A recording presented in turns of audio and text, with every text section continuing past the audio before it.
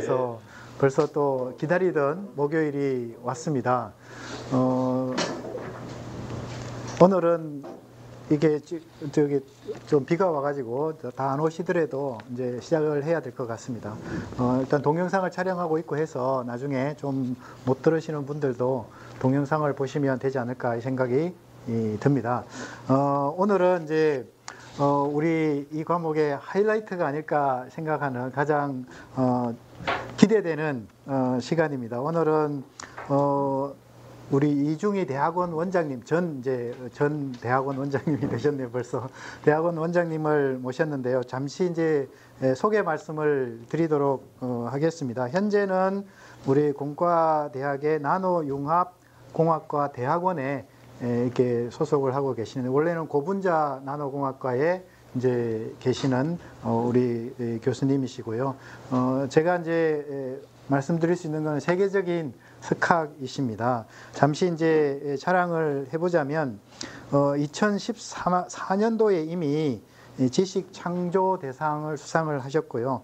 2013년도에 이미 이달의 과학기술자상을 수상을 하시고요. 그 다음에 아주 많은 일들을 하셨는데 지금 현재는 한국과학기술한림원의 정회원이시고요. 또한 동시에 한국공학한림원의 정회원이시기도 하십니다.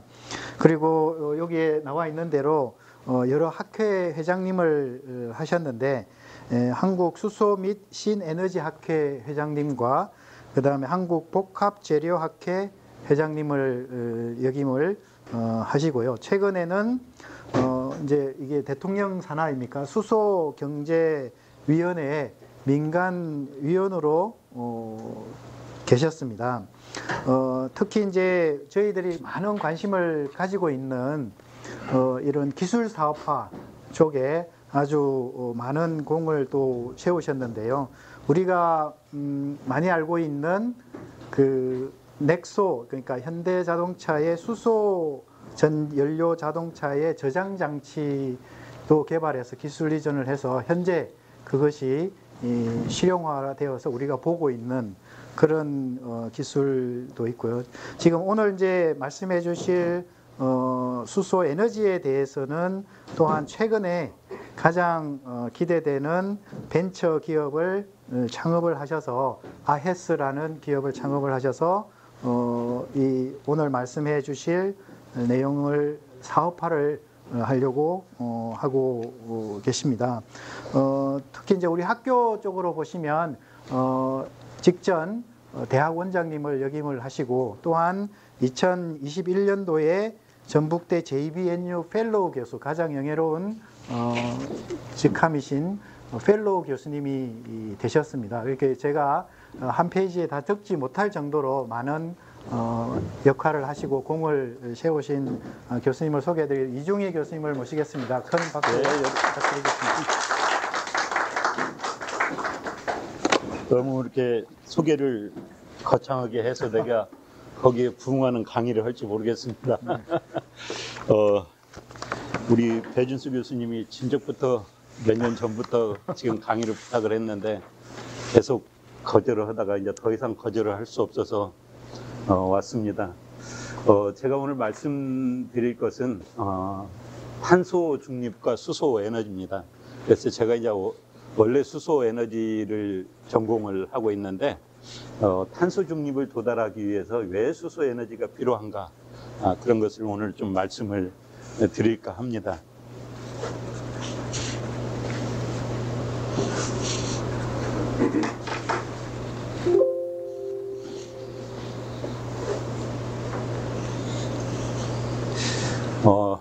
우리가 탄소를 하면 지구상의 탄소 양은 일정합니다. 원래 정해져 있던 탄소 양은 일정한데 왜 이렇게 탄소의 배출에 대해서 심각하게 생각하는지 그것에 대해서 좀 한번 생각해 볼 필요가 있습니다. 왜냐하면 탄소가 굉장히 다양한 형태로 존재를 합니다. 우리 몸이 대부분 유기물질로 되어 있는데 그 유기물질을 이루는 핵심이 탄소하고 수소, 산소들입니다. 그래서 우리 몸도 탄소로 돼 있다고 생각을 하면 되겠고, 모든 이 자연에 있는 식물, 동물, 그런 것들이 거의 다가 이렇게 탄소로 돼 있습니다. 또 우리가 많이 쓰고 있는 사실은 석탄이라든지 석유라든지 그런 물질들도 뭐 100%다 탄소로 돼 있죠. 탄소하고 수소하고 결합해서 분자가 조금씩 다르면서 에너지를 쓰고 있는 거고, 이러한 탄소들이 사실은 지하에 이렇게 많이 저장을 하고 있다가 그것이 사람들이 씀에 따라서 대기 중으로 이렇게 많이 방출을 했기 때문에 대기에서 사실은 에너지가 우리가 쓰면 우주 밖으로 방출을 해야 되는데 방출을 못하게끔 이렇게 꽉 막을 형성합니다. 그래서 지구가 온난화가 되는 거죠. 그래서 이런 것들을 어떻게 우리가 해결을 할 수 있는가라는 게 바로 이제 이 탄소 문제가 되겠고요. 탄소 중립이라는 말을 여러분들 많이 뭐 여기서 전공하시는 분도 계실 거고 그런 말을 들어봤을 겁니다. 그래서 우리가 최근 들어서 탄소의 배출량, 이산화탄소의 배출량이 기하급수적으로 증가를 하고 있고, 그로 인해서 지구에서 방출되는 에너지가 밖으로 나가지 못하고 여기에 계속 쌓이면서 지구의 온난화가 일어나는 겁니다. 그래서 보면 대부분의 이 원인들이 이 화석연료입니다. 한 68%가 되죠. 그 다음에 아까 같은 뭐 제철소라든지 우리가 시멘트라든지 그런 데서도 굉장히 많이 발생을 하는데, 또 사람들이 이용함으로써 발생하는 게 한 62% 정도 되고, 그러면 이 이용하는 것, 그래서 방출하는 것 대비 우리가 쓰는 것, 없어지는 것을 생각을 할 수가 있는데, 식물들이 살아서 성장하는 것은 어떻게 보면 CO2를 흡수해서 쓰는 거고요. 또 마찬가지로 지면에서 흡수도 하고 바다에서 흡수도 하고 그렇습니다. 그래서 사실은 탄소 제로라는 이야기가 우리가 방출하는 탄소의 양하고 지구에서 이렇게 흡수해서 소멸하는 탄소의 양이 같아지는 것이 탄소 중립이라 그렇게 이야기를 합니다. 그래서 이제 순수한 넷 제로라 그런 이야기를 쓰는데, 그렇게 되지 않으면 이제 더 이상 자꾸 뒤에 가서 말씀을 드리겠습니다만 위험한, 더 이상 사람이 살 수 없는 이런 지구가 될 것으로 예측이 된다라고 생각을 하는 겁니다. 그래서 지금까지 1840년부터 2018년까지 총 배출액이 뭐 645기가톤이라고 이렇게 했는데, 사실은 이 방출한 양에 비해서 앞으로 10년이 전체 지금까지 했던 것보다 더 많아집니다. 계속적으로. 그래서 이제 정말 문제가 되는 거고요. 그래서 조금 전에 이야기했듯이 탄소 중립입니다. 아까 같이 탄소는 특히 이제 중국이라든지 신흥개발국, 인도라든지 뒤에 가서 보여드리겠습니다. 그런 데서 기하급수적으로 온실가스 양들이 증가를 합니다.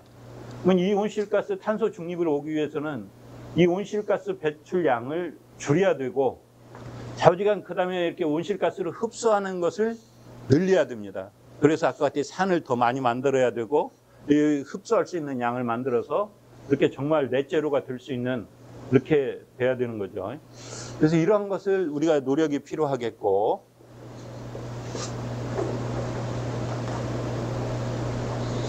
이제 전 세계적으로 이런 것에 대한 경각심들이 굉장히 많이 사실은 대두가 됐습니다. 그래서 뭐 유엔에서도 그렇고 파리 협약에서도 그렇고 그 이전에 도쿄 의정서도 그렇습니다. 점점점 옛날에는 도쿄 의정서까지만 해도 어느 경고 수준이었습니다. 자발적으로 좀 많은 나라들이 경각심을 가지고 참여를 해줬으면 좋겠다. 근데 그렇게 경각심을 가지고 그냥 참여만 해달라고 해서는 더 이상 이게 CO2 방출이 줄어들지 않습니다. 그래서 파리 협약을 하면서부터는, 파리 협약에는 약 197개국이, 27개국이 이미 동참을 하고 있고 197개국이 의향서를 보였는데, 어느 정도 상당히 유럽이라든지 미국이라든지 그 선진국에서는 어떤 강제 조항으로 이제 시작을 하고 있습니다. 그래서 미국에서는 탄소세라든지 탄소 국경세, 유럽도 마찬가지입니다. 2030년부터 발의되는 탄소 국경세, 그런 것들이 이제 점점 이렇게 해서 어떻게 하면 지구의 온난화를 막을 수 있는가라는 것입니다. 그래서 지금 우리가 역사 이래 지금까지 관측된 이래 한 1.04도 정도가 지구가 온난화가 됐습니다. 그걸 2010년도까지 아니 2100년도까지 1.5도 이내로 막지 않으면 아주 위험하다. 지구가 더 이상 사람이 살 수 없는 지구가 될 수 있다라고 생각을 합니다. 그래서 여러분들이 많이 들어봤듯이 1.5도 이야기가 나옵니다. 그래서 1.5도가 약 100년도인데 그것을 조금 더 앞당겨서 2050년까지 해야 된다라고 하면서 파리 협약에서는 주장을 했습니다.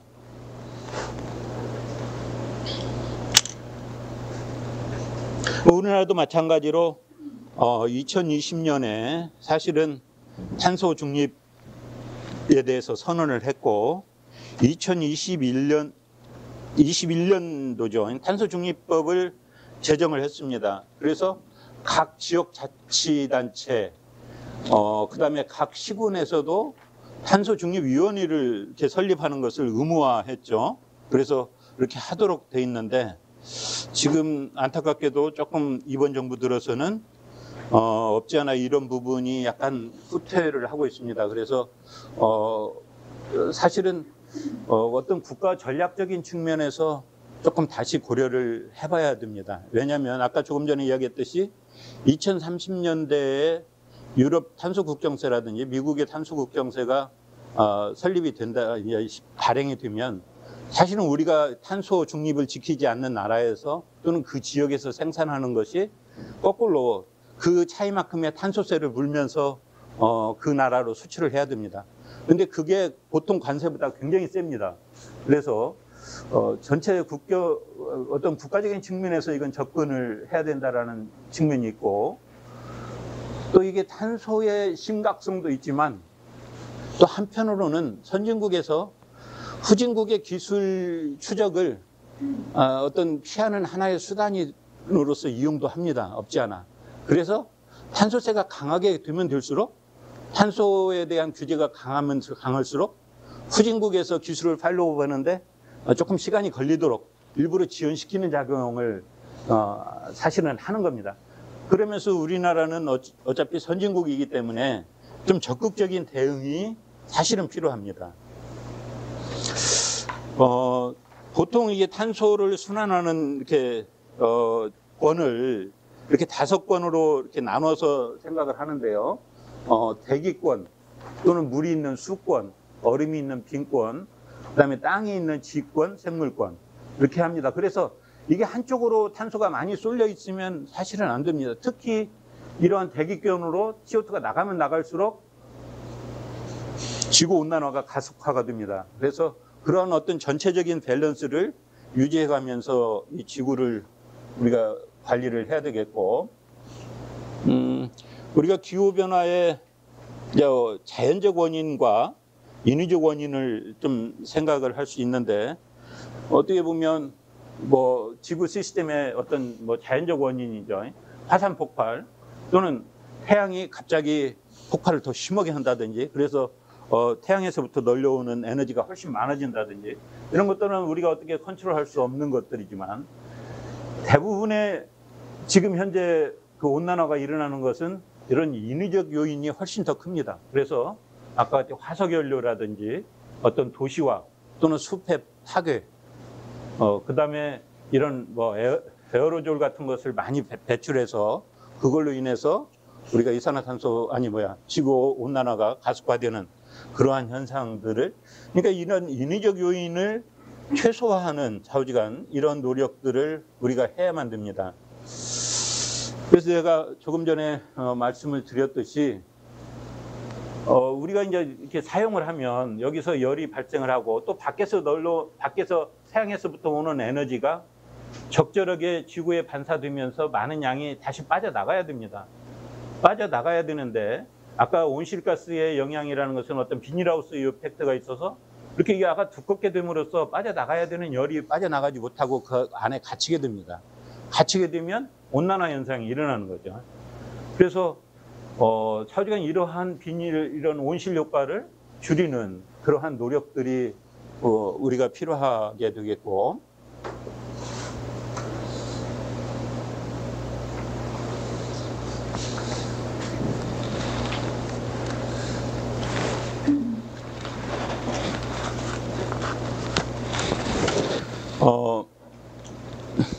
온실가스의 정의들을 이렇게 교토의정서에서 이산화탄소, 주로 메탄가스, 또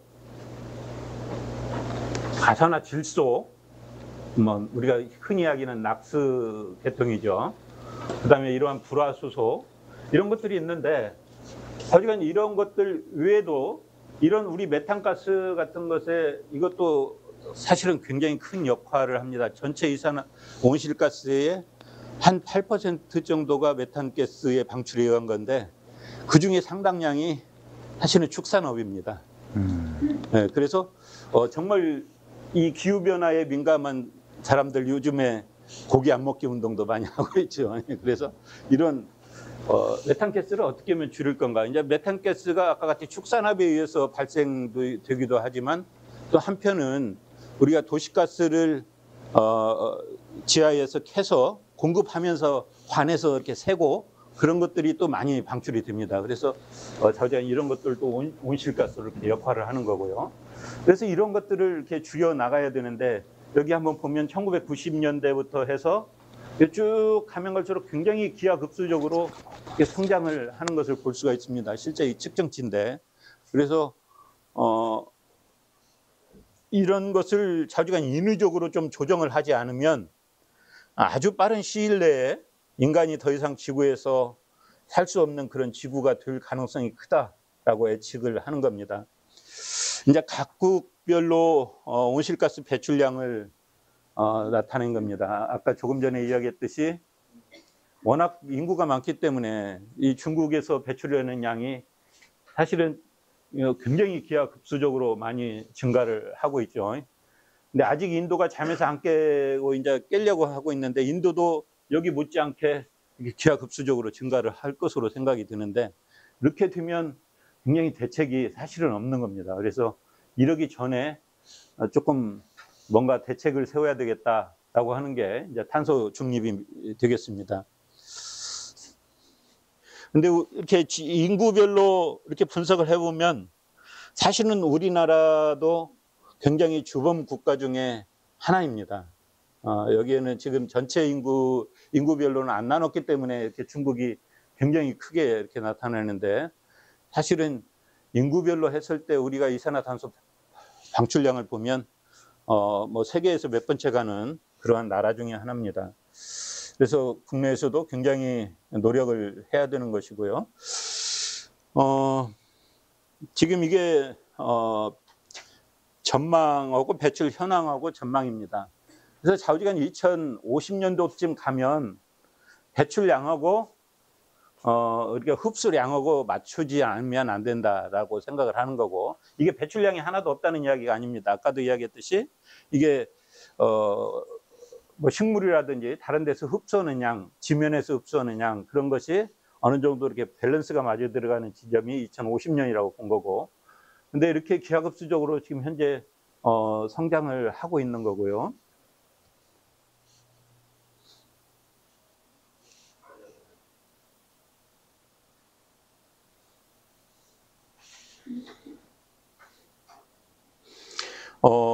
현재 아까 내가 말씀드렸듯이 약 1.09도 기후 이렇게 측정 이후입니다. 1.09도 정도 이렇게 했는데, 해수면이 연간 한 3.7mm씩 이렇게 높아지고 있고, 실제적으로 야가 만약에 온도가 올라가면 뭐 뒤에 가서 다시 좀 말씀을 드리겠습니다. 1.5도로 증가할 때 약 2m 정도 해수면이 올라간다는 예측도 있습니다. 그러면 지금 현재 아까 같이 해수면 가까이 있는 많은 나라들이 어떻게 보면 사라지게 되는 겁니다. 그 다음에 이 대기 중에 CO2의 양을 측정한 결과가 되겠고요.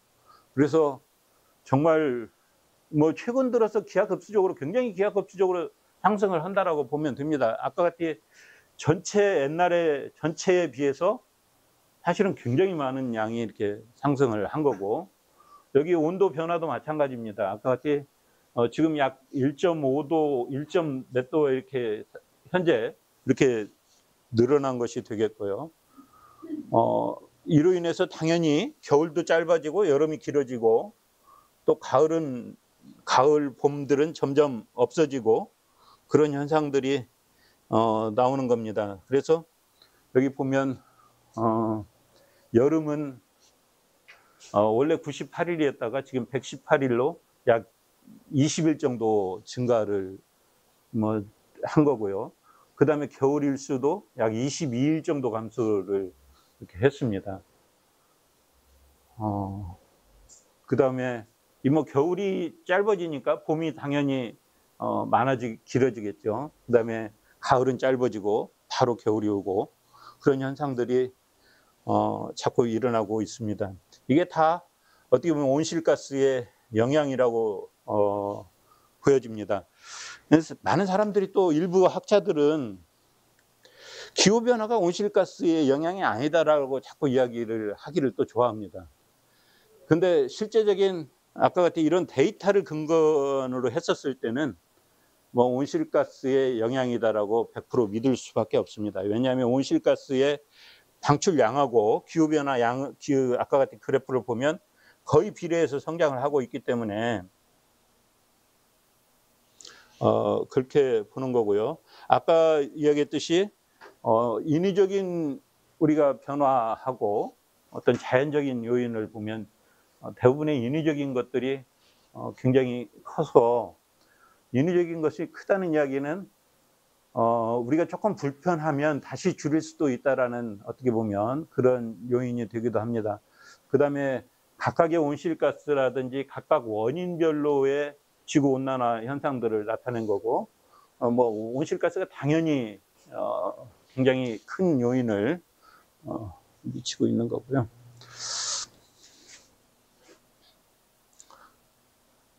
제가 지금 이렇게 탄소 중립을 이야기하는 것은 왜 수소를 해야 되는가를 강조하기 위해서 지구를 구하는 유일한 솔루션이 수소다라는 이야기를 하고 싶어서 지금 이 이야기를 하는 겁니다. 이것도 좀 생략을 합시다. 생략을 하고, 그 다음에 우리나라의 실제적인 기후 변화를 이렇게 본 건데요. 우리나라뿐만 아니라 전 세계적으로 마찬가지입니다. 아까 같이 집중호우가 쏟아지고, 그 다음에 태풍도 보통 0.5도의 기후변화가 0.5도가 일어나면서 실제적으로 자연현상은 0.5도 단계로 2의 1승씩이 증가한다라고 우리가 보통 그렇게 이야기를 합니다. 그러면 1.5도가 증가를 하면 실제 어떤 현상이 일어나냐면, 이게 0.5도의 3배죠. 그러니까 2의 3승만큼의 어떤 현상들이 일어날 수 있다라는 이야기를 합니다. 그러니까 보통 비가 100mm씩 내리던 것이 800mm가 내릴 수도 있고요.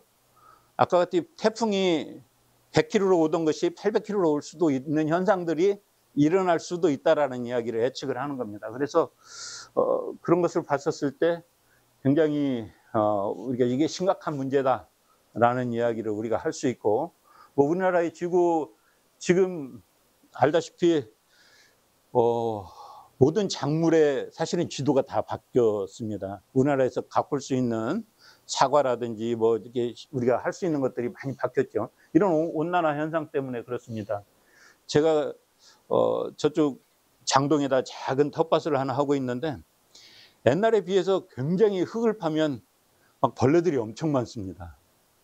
아까 같이 열대야가 돼서 그래요. 그만큼 막 이렇게 일어나고, 이런 것들 다 똑같은 현상들이라고 생각을 합니다. 지금 이전에 겪어보지 못한 어떤 새로운 현상들이 자꾸 일어나고 있습니다. 그래서 이런 것들을 방지하기 위해서는 아까 같은 이산화탄소 방출량을 어떤 줄여갈 수밖에 없습니다. 그래서 지금 시나리오를 4개를 가지고 이건 지금 그래프를 그린 겁니다.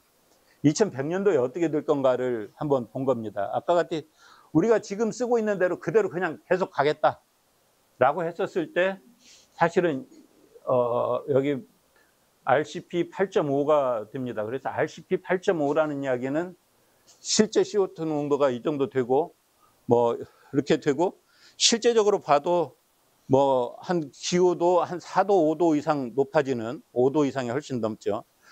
그 다음에 우리가 지금 탄소 중립을 해서 정말 노력을 한다라고 하면 RCP 2.0이 되는 겁니다. 그래서 이 정도 상태가 될 거고 적당히 조금 노력을 하면 이 정도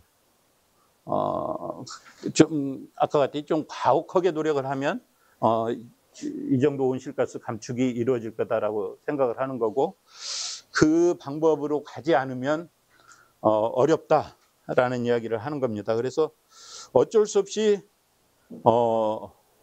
이 방법으로 갈 수밖에 없지 않을까 사람이 살기 위해서는 라고 생각을 하는 거고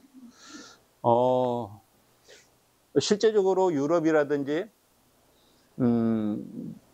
특히 유럽에서 굉장히 강합니다.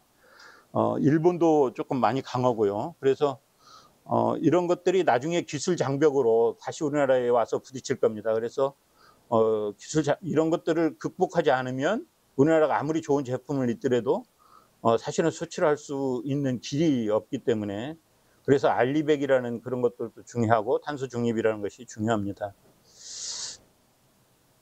아까 시나리오별로 이렇게 했던 거고요. 아까 같이 가장 하는 게 1.5도로 유지하는 것이고 뭐 젤로 시나리오가 젤로 큰 것일 경우에는 뭐 4도, 5도 이상 이렇게 올라가는 그런 시나리오가 나오는 겁니다.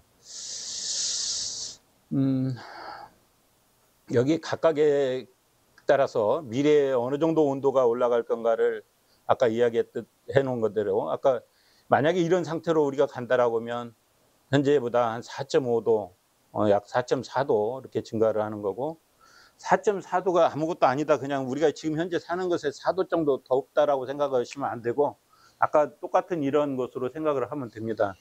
2의 8배가 돼서 사실은 2의 8승이 됩니다. 그러면 어마어마한 지구의 변화가 일어나는 겁니다. 그래서 굉장히 큰 변화들이 있어서 훨씬 심각한 문제들을 야기할 수가 있습니다.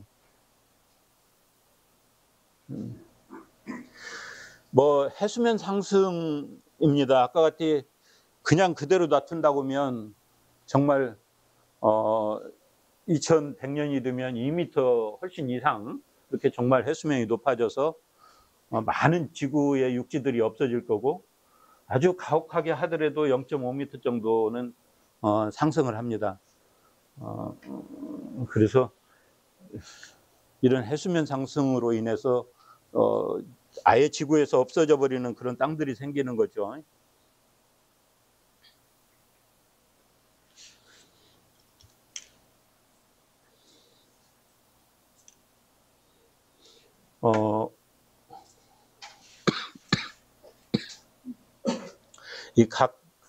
우리가 지금 시나리오별로 현재, 미래, 아까 같이 그 각각의 시나리오별로 우리가 온난이 이르고 온난야를 그러니까 우리가 여름에 가장 뜨겁게 이렇게 잠을 못 잘 수 있는 그런 날들을 이렇게 계산을 해본 겁니다. 그랬을 때 굉장히 그것도 길어지고 이렇게 한다라는 것들을 한번 보여주고 있는 거고요. 이것도 생략을 하겠습니다.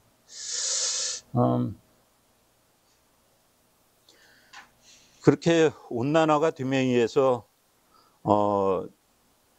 뭐 우리가 지금까지 가꾸고 이런 것들이 생물의 종이의 다양성이 굉장히 이제 없어지는 거고요. 아까 같이 아주 뜨거운 곳에서 자랄 수 있는 것들만이 이렇게 성장을 하게 되는 거고, 그 다음에 다른 것들도 이렇게 보면 지금까지 우리가 이렇게 살고 있는 이러한 식물이라든지 그런 것들도 뭐 스트레스를 받아서 죽게 고사한다든지 그런 게 그렇게 되고, 우리가 뭐 잘 알다시피 사과에 우리가 경작지들도 많이 지도가 바뀌고 있죠. 그 다음에 우리가 키울 수 있는 어떤 작물들도 다 변화가 일어나고, 그로 인해서 우리나라에서 심지어 쌀도 못 키우게 될 수도 있다라는 이야기까지도 합니다. 그래서 정말 우리가 먹고 사는 것까지도 다 위험을 받을 수 있는 그런 현상이 미래에 곧 도래할 거다라는 이야기를 하고 있고요.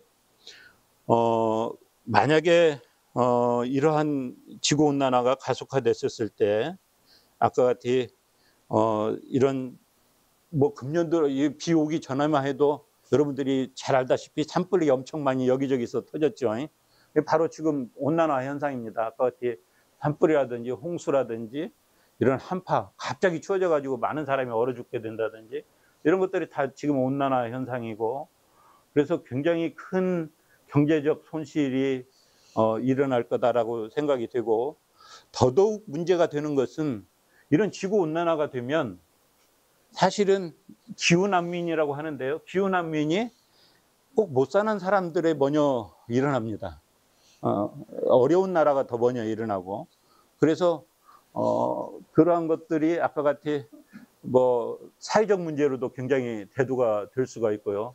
그래서 약 이 기후난민이 최대 10억 명 정도가 생길 수 있는 가능성이 있다라고 이야기를 하는 겁니다.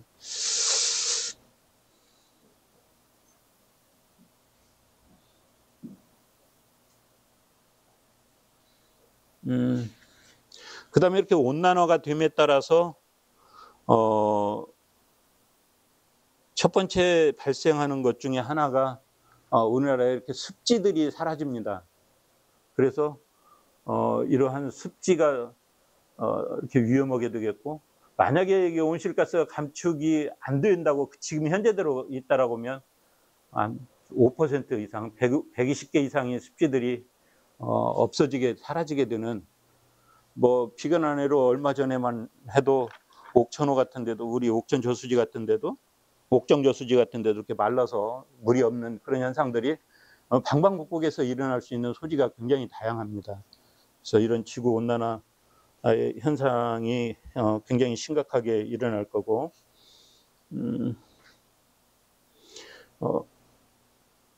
만약에 1.5도가 온난화가 일어나고 2.0도가 온난화가 일어날 때 어떤 현상이 일어나는가 라는 것을 이것도 시뮬레이션 결과입니다. 그래서 뭐 극한 온난일 같은 경우에는 1.5도가 상승하면 그냥 1.5도가 상승하는 게 아닙니다. 여름에 아까 같이 보통 우리나라 가장 더울 때가 한 35도였다면 한 38도 정도까지, 한 3도 정도가 늘어나는 거고요. 1.5도라는 것은 전체 대기의 평균 온도가 이렇게 올라간다는 현상이기 때문에, 그 다음에 만약에 2.0도가 된다라고 하면 약 4.4도 정도가 이렇게 증가를 할 거고, 또 이렇게 극한 한랭화도 마찬가지입니다. 4.5도에서 6.5도. 그 다음에 해수면 상승도 이렇게 굉장히 크고, 특히 위험을 받는 게 산호초가 다 없어집니다. 그 100%다 없어진다. 2.0도면 거의 99%는 100% 없어진다라고 보면 되겠고요.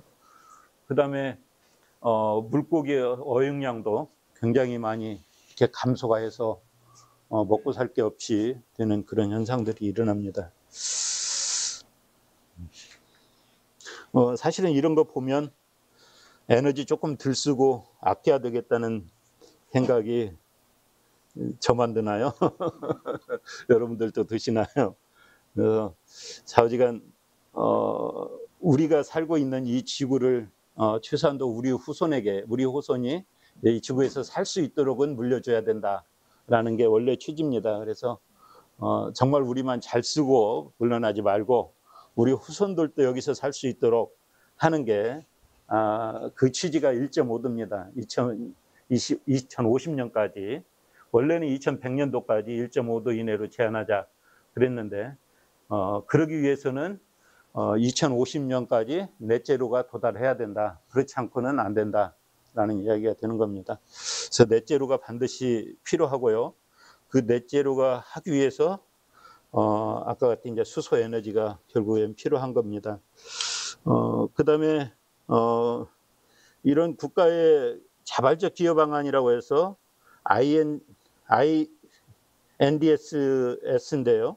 그게 지금 현재 137개국이 참여를 하고 있는데요. 이로 인해서 이 참여하는 국가에서 4년마다 이산화탄소 근개 탄소 중립이 얼마나 이루어졌는가를 각 유엔에 보고를 하게 돼 있습니다. 그래서 실제적으로 그래야 되고 2년마다 경년마다 아까 같이 측정을 해서 그 보고서를 제출을 해야 됩니다.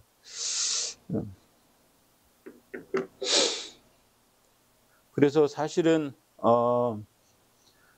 그 시나리오대로 한다면 우리가 2030년에 신재생 에너지 비중이 약 30%인가요? 33%인가가 돼야 되는데 지금 조금 내렸죠. 다시. 그래서 사실은 조금 염려되는 부분이 있습니다. 사실은 이런 이게 단순한 이 단기적인 측면에서는 기업한테 도움이 되겠지만 장기적인 측면으로서 이렇게 생각할 때는 기업이 어떤 세계 경쟁력이 잃게 되는 그러한 나중에 쿨로가 될 수 있어서 조금 좀 생각을 다시 해야 되지 않을까라는 생각을 합니다. 우리나라 국가에서도 2021년도부터 탄소중립위원회가 설립이 돼서 하고 있고 각 지자체별로도 탄소중립위원회가 설립이 돼서 지금 활동을 하고 있습니다. 지금 아마 전주시에도 탄소중립위원회가 설립을 된 걸로 알고 있고 각 군별로도 이 탄소중립위원회가 설립을 해서 지금 활동을 하고 보고서가 매년 나가야 되고 어떻게 실천 방안을 마련할 건가 안도 내고 해야 됩니다. 다른 지자체보다 전북이 내가 다른 지자체 이 탄소중립 계획서를 봤는데 특히 서울이나 부산 같은 경우는 굉장히 잘 돼 있고요. 비교적 전북이 조금 약해요. 그래서 전북 같은 경우에는 사실은 굉장히 강점을 많이 가지고 있습니다. 디벨롭이 안 됐기 때문에 탄소 흡수량이 특히 동부권에서 탄소산을 많이 가지고 있어서 탄소 흡수량이 굉장히 많고 비교적 탄소 중립을 도달하는데 어렵지 않은 그런 장점을 가지고 있는데 아직은 계획서가 조금 부족하지 않나라는 싶은 생각이 있습니다. 아까도 말씀드렸듯이 어떤 교토의정서에서 시발을 해서 파리협정서까지 이렇게 와서 보면 어떻게 보면 파리협정으로 됨에 의해서 어떤 상당히 많은 강제적인 조항들이 점점 늘어나고 있습니다. 그리고 아까 이야기했던 1.5도로 제한돼야 된다라는 그런 목표치라든지 각 나라마다 우리나라 같은 경우는 2050년까지 넷제로를 달성하겠다고 선언을 했고 중국 같은 경우는 2060년이죠. 2060년으로 선언을 일단은 했습니다만 중국하고 인도가 아까 보듯이 가장 메인이 되는데 그 두 나라가 2060년으로 일단은 선언을 했어요. 그런 것들이 아까 이제 이런 여기 보면 이런 탄소세라든지 뭐 이런 것들이 어쩔 수 없이 제시를 하기 때문에 이게 무역을 제대로 특히 EU에 수출을 하기 위해서는 탄소 중립을 도달하지 않고는 사실은 굉장히 어려움이 있을 것이다 그렇게 생각이 듭니다. 그래서 거기에 어떻게 보면 맞춰서 해야 되겠고 지금 삼성 같은 경우에도 다른 나라에서 생산하는 것은 넷제로를 맞춰서 생산하는데 국내에서 생산하는 것만 지금 넷제로를 못 맞춰서 생산하는 걸로 알고 있어요. 그래서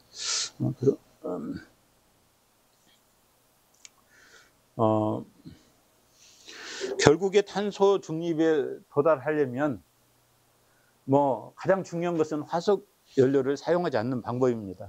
화석 연료를 줄이는 방법이 가장 화석 연료를 많이 쓰는 데가 발전소고요. 화석 석탄 발전소고 그다음에 뭐 LPG 발전, LNG 발전소, 그다음에 제철소 그런 것들이 메인을 이룹니다. 그래서 그런 것들이 줄어들어야 되겠고 거기에 상응하는 것들이 아까 같이 탄소 국경 제도라든지 탄소 배출권 거래라든지 탄소세.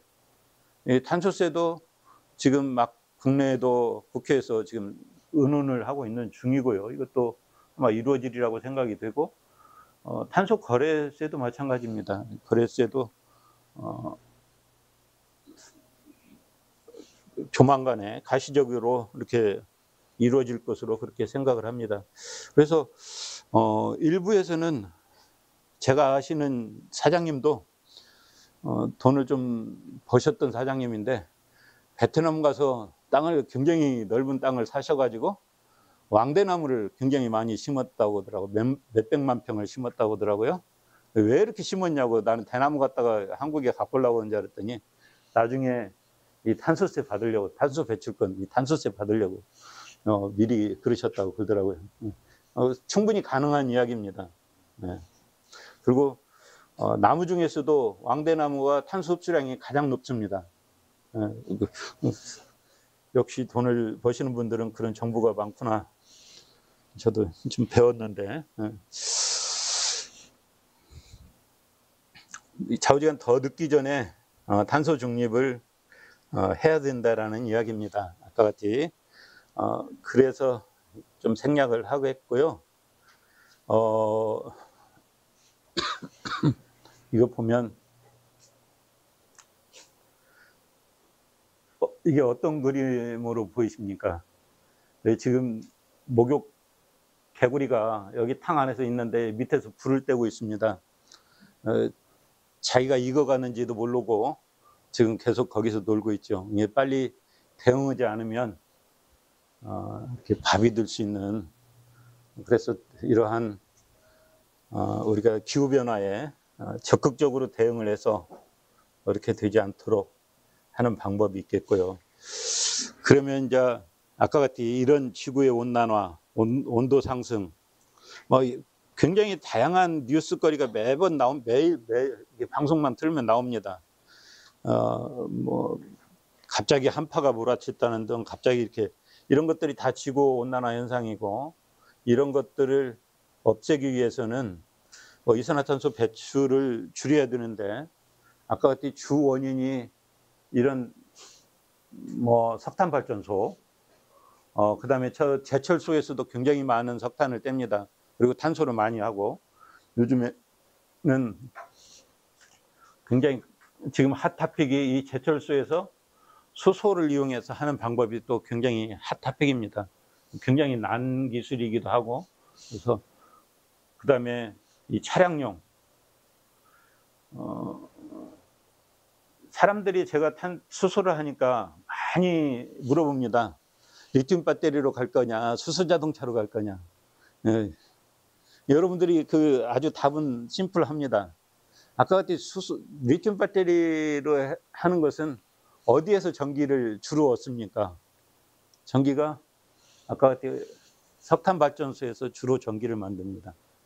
그래서 원래 이 탄소 팔로우를 하게 되면 원래 전기를 그냥 여기서 자동차에다 충전해서 자동차가 매연을 안 풍기고 다니는 것뿐만이 아니고, 아까 같이 그 에너지를 만들었던 원부터 추적을 쭉 해나가서 계산을 해야 되는 겁니다. 그래서 결국에 정말 CO2를 방출하지 않고 다니려면 전기 자동차보다는 수소 자동차가 돼야 되는데, 수소 자동차도 100% 지금 수소는 CO2를 방출하면서 만드는 수소입니다. 그래서 그게 CO2를 방출하지 않고 만드는 수소를 그린 수소라고 하는 겁니다. 그래서 이제 전라북도에서는 그린 수소를 하겠다. 제가 노력을 해서 다른 분들도 노력을 했겠지만 그린 수소의 메카, 전북, 그런 것을 주장을 했던 거고요. 결국에는 그리 갈 수밖에 없습니다. 방법은. 그 다음에 전체의 우리가 CO2 방출량을 보면 아까 같이 이 교통도 이게 작은 포션이 아닙니다. 굉장히 한 30% 전체 CO2 방출량에 이게 되겠고, 거의 전기도 맞먹습니다. 이 정도 되겠고, 산업용도 마찬가지고, 그 다음에 다른 이런 주거 지역이라든지, 여기 어그리컬처럴 이 8%는 아까 같이 비닐하우스를 하는데 난방도 들어가지만 또 축산에서 나오는 온실가스들 아까 이야기했듯이 그런 것도 또 심각합니다. 그래서 그런 것들이 있겠고, 그래서 결국에 결국에는 이 문제를 생각을 해야 됩니다. 여러분들 자손이나 후손에게 여기 오른쪽 지구를 물려주실 겁니까? 왼쪽 지구를 물려주실 겁니까를 선택을 해야 되는 겁니다. 예, 아까 같이 그냥 조금 이렇게 할 수 있는 게 아니라 정말 2100년에 이렇게 될 가능성도 굉장히 다분합니다. 지금 쓰는 대로 계속 쓰고 있다면 이렇게 되지 않을 수가 없습니다. 근데 그러지 말고 우리가 살 수 있는 지구를 우리 후손에게 줘야 된다라는 게 어떻게 보면 굉장히 절박하고 필요한 겁니다. 그래서 어느 정도 경제적으로 접근을 하기보다는 선택의 여지가 없다라고 보시는 게 더 정답입니다.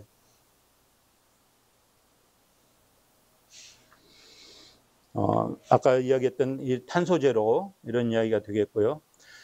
정말 모든 인류가 자주한 석탄을 없이 그러면 이런 신재생 에너지로 뗄 수 있느냐? 근데 사실 진짜로 가능합니다. 누가 시뮬레이션 계산 그냥 순수하게 계산을 했는데 호주 사막의 절반 정도만 태양광 깔더라도 인류가 쓸 수 있는 에너지원이 충분하다라고 이야기를 해요.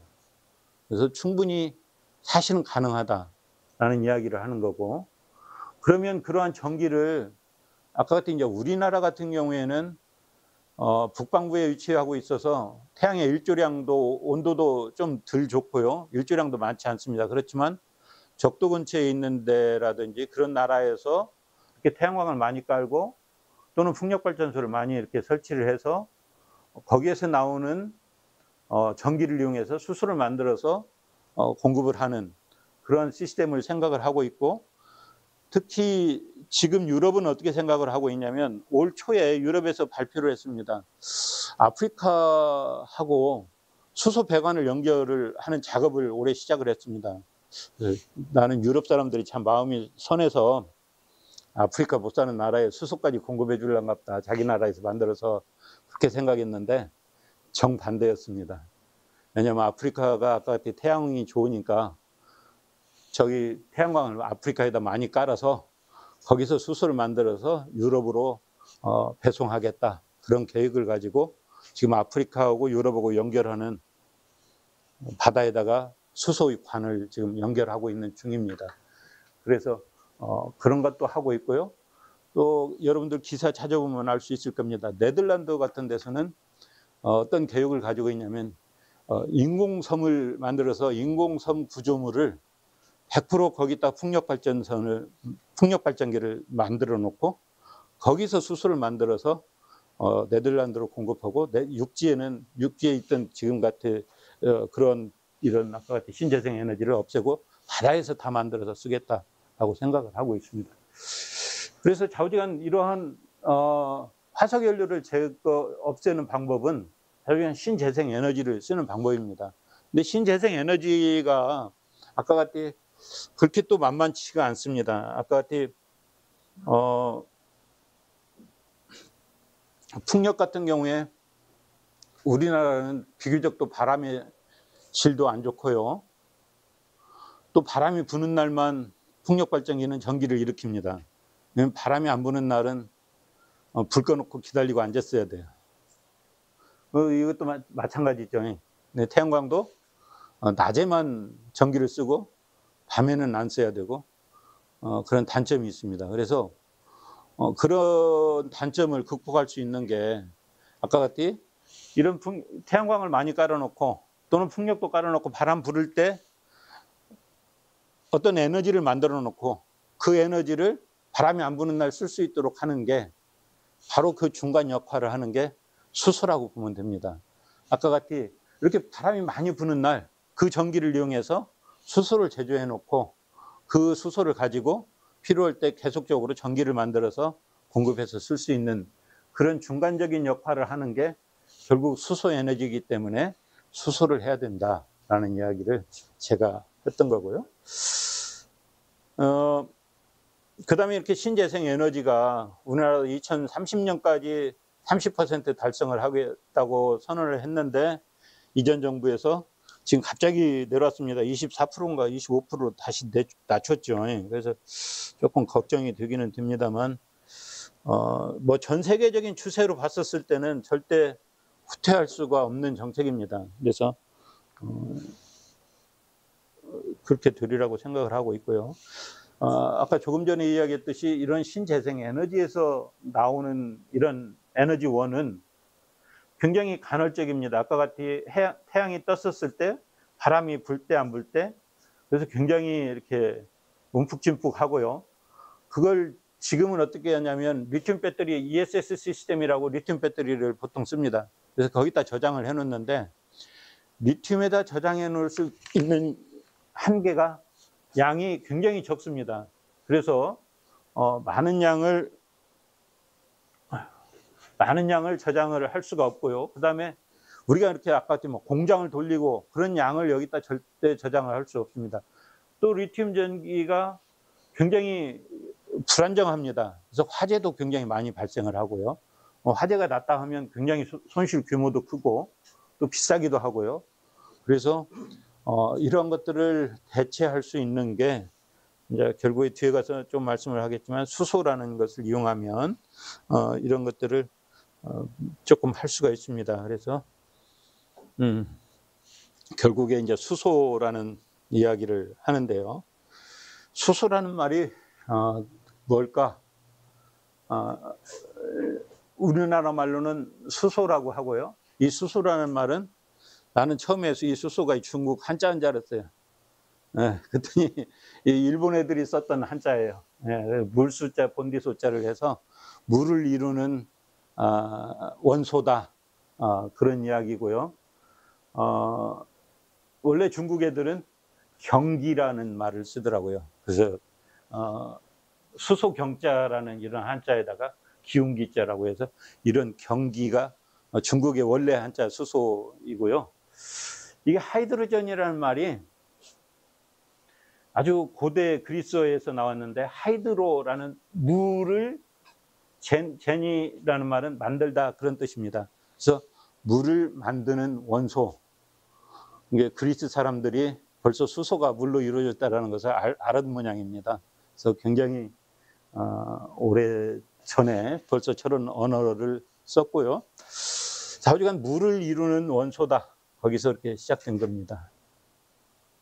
그래서 뭐 여러분들이 아시다시피 중고등학교 때 배웠죠. 수소하면 주기율표의 젤로 1번입니다.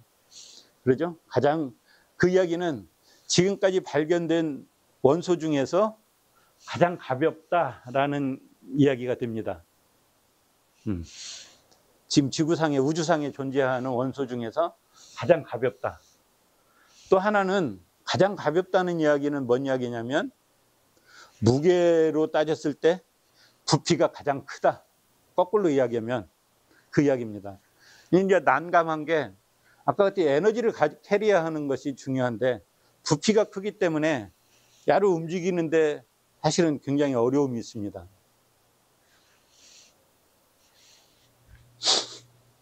그래서 뭐 요 근래 뉴스 보면 많은 기업들이 뭐 효성에서도 그렇고 SK에서도 그렇고 액체수소라는 말을 씁니다. 아까 같이 이 기체가 너무 가벼워서 운송을 해봤자 굉장히 아무리 압축을 해서 운송을 해도 보통 트레일러 하나에 오면 한 250kg 그 정도뿐이 안 됩니다. 수소 양이. 그래서 충전소가 매일, 지금 여기 전주에도 충전소가 여러 개가 있는데 거의 매번 이렇게 와야 돼요. 트레일러 하나당. 그래서 지난번에 우리 화물차 파업할 때는 한 열흘간 수소 충전도 못 해줬죠. 그런 어려운 점이 발생을 합니다. 그래서 이제 SK하고 효성에서는 이 수소를 마이너스 253도로 내리면 물처럼 액체가 됩니다. 액체로 만들어서 이렇게 운송을 해서 갖다가 놓고 그놈을 다시 기화해서 이렇게 하는데 또 가해 문제점도 있습니다. 아까 같이 액화를 하려면 에너지가 굉장히 많은 에너지가 소모가 되고 또 이 상온에서는 바로 끓어버려서 기체가 되어버리기 때문에 가를 이렇게 운송할 때 그만큼 낮은 온도에서 유지를 해야 된다라는 그런 단점을 가지고 있습니다. 수소는 굉장히 아까도 이야기했듯이 가볍고 우리가 냄새를 맡아도 전혀 냄새가 안 납니다. 여러분들이 제 실험실이 저기 공대 8호관 옆에 있는데요. 거기 가보면 수소를 만드는 장치가 있어요. 그래서 실제 수소를 거기서 만들고 있는데 냄새가 전혀 안 납니다. 옆에서 수소 만드는지도 몰라요. 전혀 안 나고 있고 그 다음에 이것도 아까도 마이너스 253도로 내리면 액체 상태로 존재를 하고요. 더 온도를 내려서 259도 정도 가면 물 얼음처럼 얼음으로 됩니다. 이게 얼음으로도 되고 또 여러분들이 야가소수가 우리가 분자 하나당 2g이기 때문에 2g이면 공기가 한 29, 28 정도 되죠. 그러면 공기하고 비교를 했었을 때 한 18분의 1 그 정도 됩니다. 그래서 여러분들이 물에다가 뭐 이렇게 쇳덩어리를 넣으면 폭 가라앉고 좀 가벼운 걸 넣으면 폭 뜨죠. 근데 더 가벼운 거일수록 더 잘 뜹니다. 이거 마찬가지로 이 공기에다가 수소를 넣으면 굉장히 빠른 속도로 위로 올라갑니다. 왜냐하면 비중 차이가 18배가 나기 때문에. 그래서 여기서 누출이 일어났다 그러면 옆으로 이렇게 잘 안 가고 바로 위로만 나갑니다. 그래서 어떻게 보면 그게 굉장히 안전하기도 하고요. 또 어떻게 보면 또 방해 요인도 될 수 있는데 대체로 그렇기 때문에 좀 안전하다 그런 이야기를 좀 하기는 합니다. 그 다음에 우리가 수소를 할 때 보통 루베라는 말을 씁니다. 1루베, 2루베 가스 하는 사람들이 많이 쓰는데요. 1루베, 2루베 하는데 1루베라는 것은 부피를 이야기합니다. 1m, 1m, 1m를 이야기할 때 1큐빅미터를 1루베라고 해요. 이게 1큐빅미터 안에다가 여기다 내가 수소를 꽉 채웠을 때 1루베 수소라고 합니다. 그래서 보통 가스는 이렇게 루베로 단위로 해서 이렇게 팔거든요. 그래서 1루베 1큐빅이라는 말을 쓰고요. 원래 수소 1몰이 22.4리터니까 그게 2g입니다. 2g 나누기 이렇게 하면 야가 실제 리터당 g수로 하면 0.0899 정도 되고요. 그러면 수소 1kg가 얼마 정도가 돼야 되냐면 약 11, 이거 1m, 1m, 1m가 한 11.2배 정도 있으면 1kg의 수소가 됩니다. 보통 넥소 자동차에 여러분들이 풀로 채울 때 혹시 넥소 타시는 분 계세요? 안 계시죠? 한 5kg 정도 채우거든요. 뭐 5kg 정도 채운다고 보면 이거 1m, 1m, 1m짜리를 그냥 원래 그냥 상압에서 하면 1m, 1m짜리에 11.2배에 곱하기 5 하면 한 55배 정도 되는 수소를 채우는 겁니다. 가를 압축을 해서 700기압으로 압축을 하기 때문에 거기에 5kg가 조그마한 통에 한 150리터 정도, 이게 넥소 자동차에 들어가는 거거든요. 한 156리터 정도 되는데 실제 이것도 뭐 중고등학교 혹시 다닐 때 이상기체라는 말을 들어봤을랑가 모르겠어요. PV는 nRT라 해서 압축을 하면 압축된 만큼 줄어들어야 되는데 실제 수소는 이상기체가 아닙니다. 그래서 원래 700배 하면 700분의 1로 줄어들어야 되는데 그만큼 안 줄어들어요. 그래서 약 한 35배 그 정도만 이렇게 줄어듭니다. 350배, 400배 정도. 그래서 이 정도 이렇게 줄어들어서 실제 계산을 해봅니까? 제가 한 이 정도 나오는 그런 양이 저장이 되는 거예요. 그리고 여러분들이 또 이런 것을 한번 머릿속에서 계산해 보면 신기합니다. 여러분들이 아까 1리터, 1리터, 1리터에다가 물을 가득 채웠어요. 물을 가득 채우면 그 물이 얼마겠어요? 1톤 1000kg예요. 그러죠? 1000kg. 1000kg 중에 물의 분자가 H2O니까요.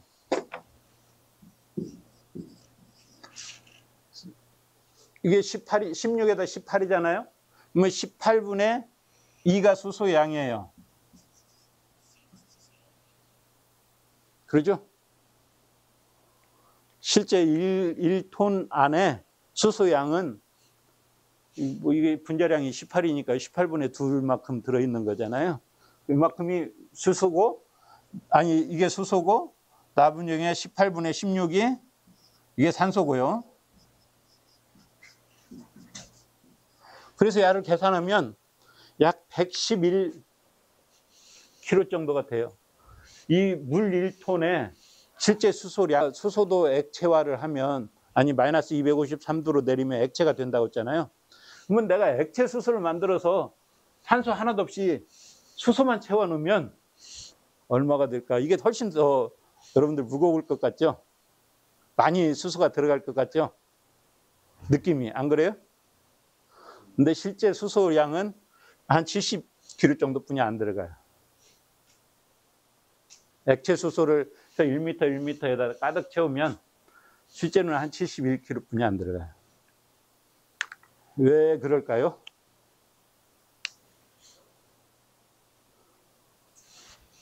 원래 수소는 분자의 운동이 굉장히 활발해요. 그래서 자기들끼리 분자끼리 액체 상태에서도 자기들끼리 반력이 굉장히 커요. 그래서 분자하고 분자 사이가 거리가 일정하지 않아요. 그래서 실제적으로 수소를 저장하는데 아까 같이 똑같은 부피에서 물로 만들어서 저장하는 게 그냥 수소 액체로 저장하는 것보다 훨씬 더 많이 들어가고요. 이 원리를 이용해서 수소를 저장할 때 뒤에 가서 조금 뒤에 가서 다시 말씀드리겠습니다. 그래서 고체 수소 저장,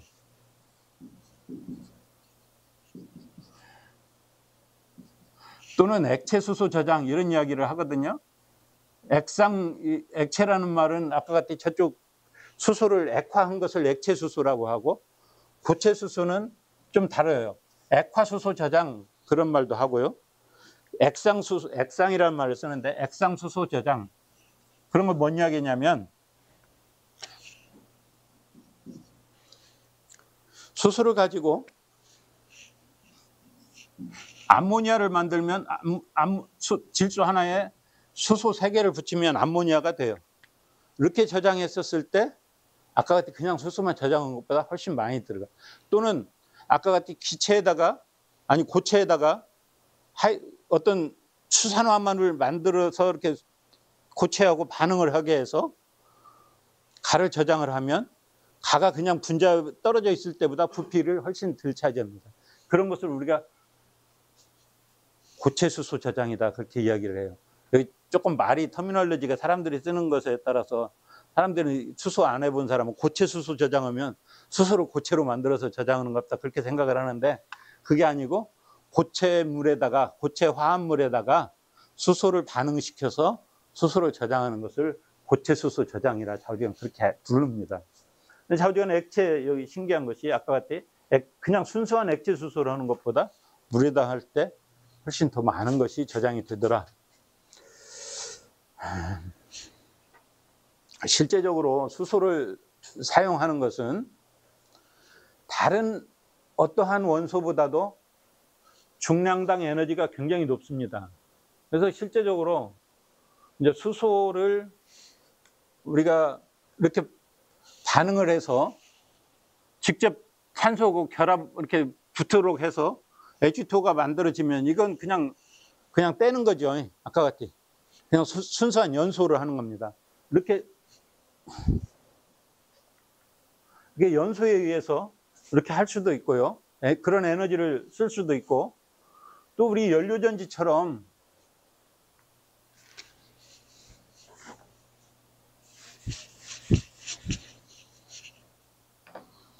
우리가 수소를 백금에다가 이렇게 접촉을 시키면요, 야가 H 플러스하고 전자하고 이렇게 떨어져 나와요. 실제적으로 이렇게 떨어져 나오면서 사실은 연료전지라는 것은 굉장히 간단합니다. 아까 같이 이런 데다가 백금 촉매를 막 붙여놓고 스스로 흘려보내요. 그러면 야가 H 플러스하고 전자하고 떨어지고 이 막은 분리막이라고 하는데 H 플러스만 통과를 하게 돼요. 그러면 전자가 여기서 얻어지겠지. 바로 이게 전기를 얻어지는 겁니다. H 플러스가 되겠고 이쪽에 H 플러스가 넘어와서 다시 이쪽에서 산소로 흘려보내주면 산소하고 이쪽으로 넘어오는 전자하고 결합을 해서 H2O가 형성이 돼요. 그게 이게 한쪽에서는 수소로 흘려보내고 한쪽에서는 산소로 흘려보내면 전기가 얻어지는 거예요. 이게 바로 연료전지의 원리거든요. 지금 넥소 자동차가 이런 식으로 수소를 가지고 다니면서 여기 산소는 공기 중에 산소를 이용하는 거예요. 그래서 공기 중에 산소를 빨아들여서 이렇게 해서 전기를 일으키면서 그 전기를 가지고 모터를 돌리는 게 바로 연료전지 자동차예요.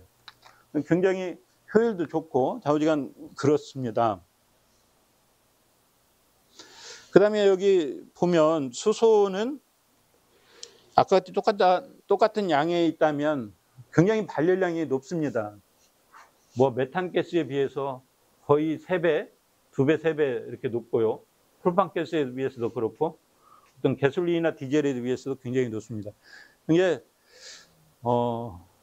에너지원으로서 굉장히 좋은 거고요. 아까도 이제 이게 문제점이라는 것은 부피가 커서 여러 어디로 이송하기가 어렵다는 게 굉장히 단점입니다.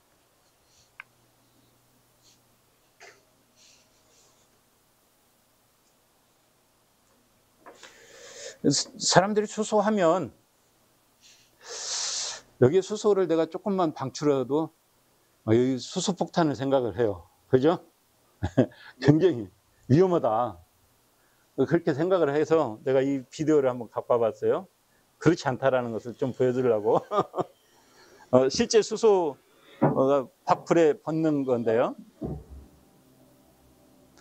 굉장히 빠른 속도로 불에 붙기는 붙습니다. 그렇지만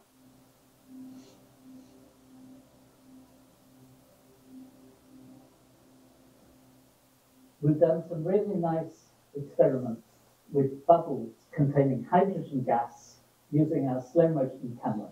The experiment was really quite simple. Up here, we had a burning spill, just a piece of wood, like a large match. And underneath, we had a bubble blowing pit, just like this. And we blew hydrogen gas through it because hydrogen gas is light in there. 실제 이 버블 속에다가 수소를 집어넣어 가지고 이렇게 태우는 것을 본 건데요. With a hydrogen bubble, most of our bubbles missed, and they floated up reasonably slowly. And you have to remember that a small bubble has a higher pressure of gas inside it than a big bubble. So if you have a big bubble, the pressure is pretty low, almost the same as atmospheric pressure. But what this means is that if you burst the bubble, the gas isn't under pressure and doesn't expand very rapidly. One of the things that I thought was interesting is that when a bubble catches fire, the burning gas continues to move up almost the same shape as the bubble. It expands a little bit, but it continues upwards. And the other point that we saw from this bubble is that even though the soap has disappeared very quickly, the gas still burns with an orangey flame. I think that's interesting because it shows that the gas is still experiencing a buoyant effect and the rising up. And the fact that it suddenly goes to a very high temperature does not really seem to change the rate at which it goes up. Look, this one's quite fun. It's doubled, just like a hydrogen molecule. I was expecting that this would burst twice as much as a single bubble, but you see, it's more or less the same. So you can't always predict what's going to happen. So it's quite an anticlimax, but it's quite nice to burn a hydrogen molecule. 실제 이렇게 오렌지색으로 보이는 것은 이 버블을 만들 때 다른 것들이 이물질이 들어있어서 이렇게 오렌지색으로 보이는 겁니다. 실제 수소를 태우면 거의 색이 안 보입니다. 실제는 안 보이는 거지만 지금 이 오렌지 이것은 버블 테스트를 할 때 이렇게 오렌지색으로 보이는 거고요. 그래서 실제적으로 생각했던 것만큼 그렇게 위험하지 않다. 그리고 실제 이제 좀 위험하다라고 생각을 하는 것은 아까 같이 이 화염의 전파 속도가 굉장히 빠릅니다. 다른 것에 비해서. 그래서 만약에 수소를 누출했다 그러면 수소가 쭉 있었다고 하면 굉장히 빠른 속도로 퍼집니다. 그런 것들은 좀 위험한 것이 되겠고요. 그 다음에 또 여기 보면 다른 것에 비해서 이 점화 영역이 굉장히 넓습니다. 여기서는 아까 같이 실제 이 공기 중에 한 4% 정도만 있어도 연소가 시작을 하는 거고요. 그 다음에 수소가 한 75% 정도까지도 실제 연소가 일어납니다. 한 산소가 25% 이하에 있더라도 거의 그 정도가 일어나고요. 얼마 전에 우리가 한 2, 3년 전일 겁니다. 강원도에서 한번 폭파 사고가 있었죠. 그때도 제가 아시는 분이 사실은 그걸 설계를 했는데 설계를 할 때 수소를 만들고 거기 수소를 만들면 수소만 나오는 게 아니라 산소도 조금 흡입해서 같이 들어갑니다. 그래서 그 산소를 완전히 제거를 하고 탱크에다 이렇게 보관을 해야 되는데 그렇지 않고 그 속에 산소가 많이 들어 있어서 그로 인해서 폭파 사고가 났던 건데 나중에 그러한 다른 어떤 아까 같이 메탄 가스나 프로판 가스나 어떤 가솔린에 비해서 이 점화 영역이 굉장히 높다. 라는 것이 어떻게 보면 위험 요소이기도 하고요. 불에 잘 탄다. 그렇게 생각을 하면 됩니다. 보통 한 4% 이런 것은 조금 산소가 4% 이상 좌우지간 들어가면 안 되는 것이 됩니다. 근데 실제 여기서는 자동차에서 화염이 수소에서 있었던 것을 보여주고 있는데요. 우리가 LPG 차량 같은 경우에 불이 나면 LPG는 공기보다 무겁기 때문에 사실은 전체가 가라앉아서 전체가 이렇게 타게 됩니다. 근데 이 수소 같은 경우에는 옆으로 안 퍼지고 굉장히 이렇게 가볍기 때문에 아까도 이야기했듯이 공기요구 비중이 아까 같이 한 18배 그 정도 15배 이상 나기 때문에 굉장히 빠른 속도로 이렇게 위로만 치솟게 되고요. 실제 트렁크에서 옆에 있어도 사실은 약간 뜨거운데 그 옆으로 화염이 전파가 잘 되지 않는 그런 덜 위험한 실제적으로 탔었을 때 어떤 다른 차량이 쉽게 전소되지 않는 그런 좀 특징은 가지고 있습니다. 그래서 연료전지 자동차가 수소 탱크를 싣고 다니니까 아주 위험하다 그 생각은 조금 들으셔도 됩니다. 그리고 그 탱크도 굉장히 안전합니다. 여러분들이 생각했던 것보다 훨씬 안전하고요. 그 다음에 이 수소는 사실은 굉장히 주의를 기울여야만 됩니다. 아까 이야기했듯이 그 불에 붙는 렌즈가 굉장히 높기 때문에 사실은 조금만 노출되더라도 불이 붙을 확률이 있고요. 그 다음에 일반 우리가 지금까지 사용했던 금속이라든지 그런 것들을 철이라든지 그런 것들을 특히 탄소광은 사용을 하면 안 됩니다. 수소 취성이라는 것이 있습니다. 수소 취성은 뭐냐면 수소가 오랜 시간 동안 접하게 되면 이렇게 그 철이 어떤 금속이 이렇게 브리틀하게 됩니다. 뚝뚝 끊어집니다. 이런 것을 수소 취성이라고 하는데 그래서 보통 이런 수소가 닿는 부품은 스테인리스 강이라고 이렇게 딱 정해져 있습니다. 304나 314를 써야 됩니다. 그래서 그냥 일반 금속을 사용해서 수소관을 만든다든지 하면 굉장히 위험성이 있다. 이렇게 하는 거고요. 몇 시까지 해야 되죠? 거의 끝날 때. 네. 되게 한 30분까지 예. 하시고 예. 예. 그 다음에 이러한 수소를 그러면 어떻게 만드느냐의 방법입니다. 대부분의 지금 현재 우리가 쓰고 있는 수소는 석유화학 제품을 정제할 때 원유를 사다가 이렇게 원유라는 것은 우리가 탄소하고 수소하고 이렇게 길게 체인으로 있는 것들을 이제 부분별로 자릅니다. 아까 같은 가솔린 우리가 알다시피 뭐 등유 이렇게 뭐 쫙 자를 때 분자량이 큰 것부터 낮은 것으로 이렇게 잘라지고 그렇게 잘려지면서 수소가 거기서 발생을 합니다. 그것을 우리가 부생수소다 그렇게 이야기를 하는데 그 부생수소의 이 바이프로덕트라는 이야기입니다. 이것을 많이 쓰고 있고요. 또 일부는 우리가 도시가스라고 하는 내추럴 가스를 뜨거운 스팀에다가 같이 부딪히면 가가 보통 도시가스가 CH4입니다. C가 이렇게 4개가 붙어 있는데 야를 뜨거운 물로 스팀하고 쬐면 야가 CO2, CO하고 CO2가 되면서 여기가 다 끊어집니다. 끊어져서 수소가 발생을 하는데 이러한 수소를 우리가 여기 계질 수소다.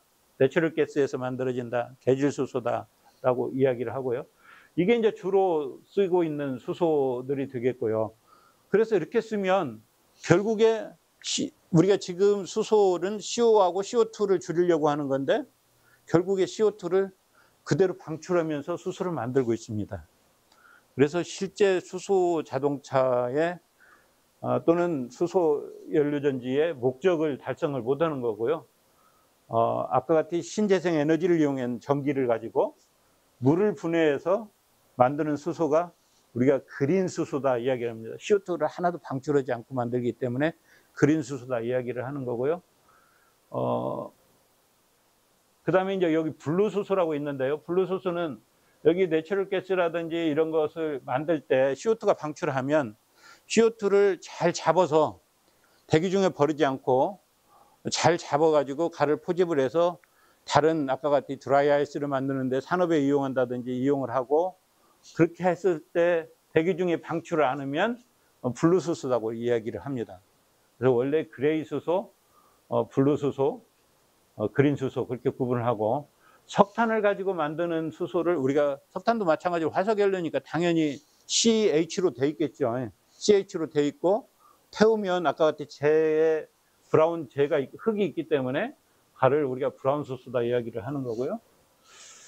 또 결국에는 우리가 수소 사이로 가기 위해서는 결국에 그린 수소만이 방법입니다. 나머지는 CO2를 방출하면서 수소를 쓰면 결국에 아무 의미가 없이 우리가 원래 목적했던 그런 것이 되는 것이 아니죠. 그래서 이 보면 수소가 아까 조금 전에 이야기했듯이 신재생 에너지를 이용해서 이런 수전의 장치를 통해서 물을 전기 분해하면 당연히 물이 수소 2개하고 산소 하나로 되어 있기 때문에 수소 2개 나오고 산소 하나 나오고 이게 바로 수전의 장치입니다. 수전의 장치가 되겠고 그린 수소로 가기 위해서는 반드시 이 기술이 있어야만 그린 수소로 갈 수 있습니다. 그래서 제가 여기서 창업을 해서 지금 완주공단에 이 공장을 만들어서 하고 있고요. 그 다음에 아까 같이 이제 우선 이런 그린 수소로 100% 갈 수 없으니까 블루 수소, 그레이 수소, 브라운 수소들을 하고 있는데 이런 것들도 당분간 트랜지션하게 사업화가 될 것으로 생각을 하고 많은 대기업에서도 많은 투자들을 국내에서도 하고 있습니다. 국내에 지금 대기업이 가장 활발하게 하고 있는 데가 현대하고 SK에서 하고 있고요. 한화도 하고 있고 효성, 포스코 모든 대기업이 수소에 투자를 않는 기업은 하나도 없습니다. 어차피 미래에 이게 자기들 어떻게 보면 운명이 걸린 거라고 생각을 하고 이렇게 지금 투자들을 하고 있고요. 이런 수소들이 현재 많이 사용되고 있는 것은 오일을 정제할 때 사용하고 그 다음에 암모니아를 만들 때도 당연히 아까 이야기했듯이 공기 중에 있는 질소 끌어다가 수소하고 3개 붙이면 암모니아가 되는 거죠. 근데 암모니아가 장점이 있습니다. 아까 같은 액체 수소라든지 액체 수소는 마이너스 253도를 내려야 액체가 되는데요. 암모니아는 40도만 내리면 액체가 돼요. 그러니까 지금 두바이하고 호주하고 인도에서 가장 큰 프로젝트들이 뭐냐면 리뉴어블 에너지를 이용해서 수소를 만들고 가를 이용해서 암모니아를 만드는 작업들을 플랜트들을 많이 하고 있어요. 그래서 암모니아를 만들어 가지고 마이너스 40도만 되면 액체가 되기 때문에 야를 그냥 LNG 선이나 그런 데다 충분히 싣고 올 수 있습니다. LNG가 보통 마이너스 80도거든요. 그래서 이렇게 싣고 와서 원하는 나라에 가서 바로 내려줘서 다시 여기에서 또 수소를 만드는 것도 굉장히 쉬워요. 그래서 다시 수소를 만들어서 쓰는 액체 수소를 저장하는 것보다 에너지가 훨씬 더 적게 들어가죠. 마이너스 253도 안 내려도 되기 때문에. 그래서 이런 것이 하고 있고요. 아까도 말씀드렸듯이 메탄올을 만드는데도 제철소들에서도 이런 수소를 굉장히 많이 사용을 하고 있고요. 시간이 됐기 때문에 생략을 합니다. 그리고 각 나라별로 정말 수소에 대해서 많이 투자를 하고 있냐? 그렇습니다. 우리나라가 문재인 정부 말기에 사실은 시작을 했는데요.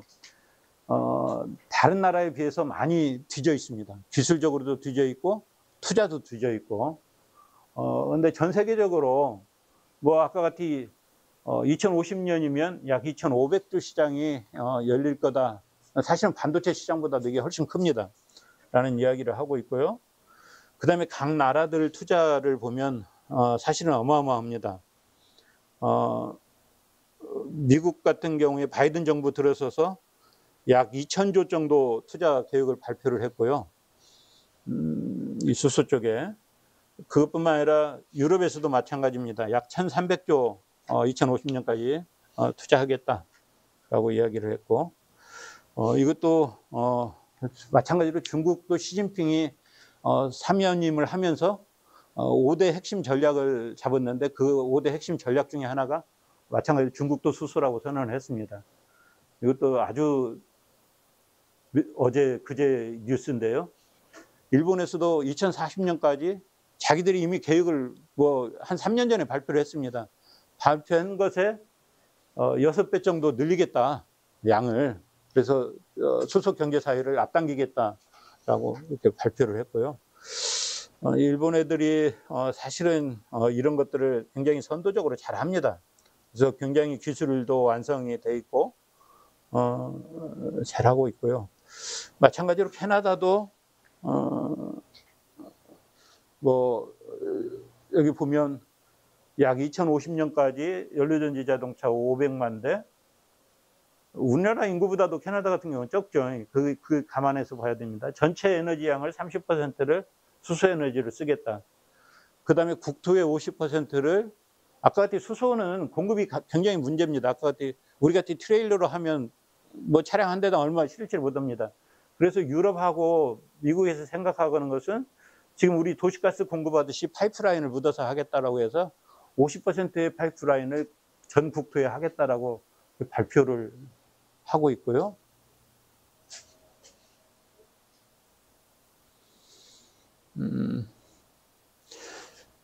이것도 약 10일 그러면 12,000조 정도까지 수소 에너지에 이런 투자들이 인프라가 이루어질 거다라고 이야기를 하고 있고요.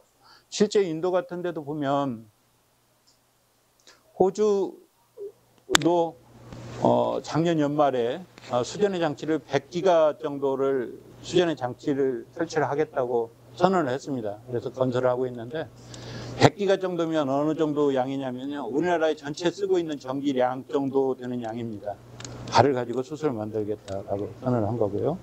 인도도 30기가짜리 수전의 장치를 지금 설치 중에 있고요. 시작을 했고, 포르투갈도 10기가짜리를 시작을 했습니다. 그래서, 근데 우리나라의 새만금, 여러분들 아시죠? 여기 다녀오신 분 혹시 계실려나 모르겠는데, 새만금 그린 수소 클러스터 사업이 있는데, 그게 100메가입니다. 100메, 인도가 30기가고요. 기가와트고, 호주가 100기가와트. 한국은 기가와트 대 메가와트가 약 1000분의 1입니다. 그러니까 어느 정도 우리나라가 지금 어머니 이야기를 하고 있는가를 단적으로 이렇게 나타내는 겁니다. 그래서 이런 것들이 정부 차원에서 과감히 우리 후손들을 위해서 선투자가 이루어지지 않으면 미래의 기술 선진국에 절대 진입할 수가 없습니다. 아마 정치하시는 분들이 그냥 누구한테 돈을 벌기 그 이야기가 아니고 우리 후손들이 정말 기술 선진국으로 진입을 할 수 있느냐 없느냐를 사실은 결정하는 겁니다. 그래서 그런 것들이 방향성을 가지고 해야 되리라고 생각을 하고 있고요. 각 나라별로 여러분들 보시면 뉴스를 보면 정말 어마어마하게 투자를 하고 있습니다. 그같이 12,000조 뭐 투자 이런 것들이 뭐 부지기수입니다. 그래서 또 일본 같은 경우에 아까 내가 일본 애들이 잘한다는 이유가 좀 굉장히 얄밉게 잘하고 있습니다. 왜냐하면 각 나라에 우리가 도시가스를 캐고 나면 그 지하에 이렇게 동공이 형성이 됩니다. 원유도 캐고 나면 굴이 있듯이 거기에다가 자기들은 미리 수소를 만들어서 채워넣겠다라고 계획을 가지고 미쓰비시에서 지금 중공업에서 하고 있어요. 그러면 미래에 채워놓고 거기서 수소를 뽑아서 미래 에너지 요원으로 쓰겠다라고 생각을 하는 겁니다.